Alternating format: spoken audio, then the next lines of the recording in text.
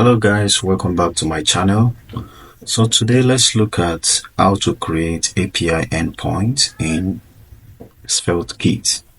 So as you can see, I already have my project open and this is our application running on the local host.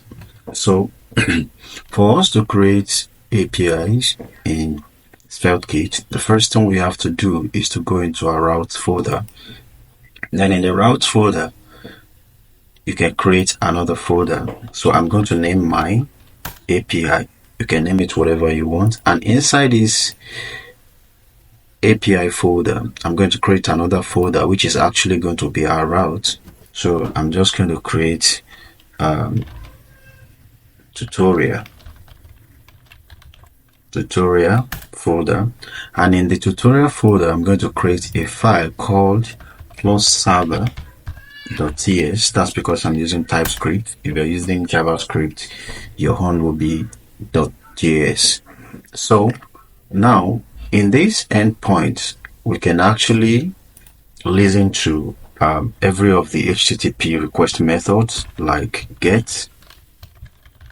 We can listen to put. We can listen to post. We can listen to patch. We can listen to delete. So in this are endpoint, but for this tutorial we're just going to test with the get method, and so let's jump into it.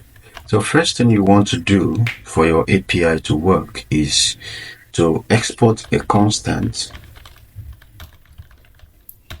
get, which is actually going to be the HTTP request method. So in our case we are doing get, and because I'm using TypeScript, I'll have to give a type to my get here, so which is going to be a request handler, and that's going to be imported for me from SvelteKit, and I'll have to create an arrow function here, so which is where our code is going to live. So the reason you're seeing this red, my get here underlined, is because we have actually not returned anything from this endpoint. So to get rid of this red line, so let's just export something from here. So let's return, I can type return JSON.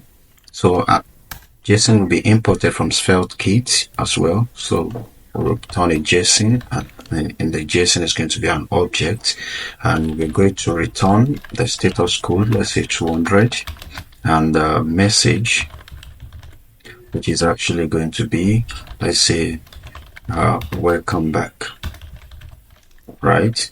So now you can see every of the error is gone, so we can save it. So as it is now, we've actually created an API endpoint.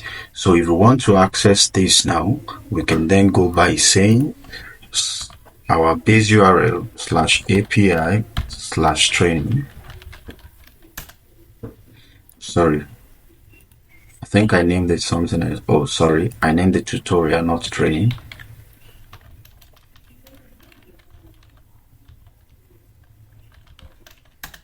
So as you can see, so here now we've been able to create an API endpoint from within our SvelteKit app. The HTTP request methods are main. So if you have questions, you can ask me, but for now we'll continue in the next video. Thank you.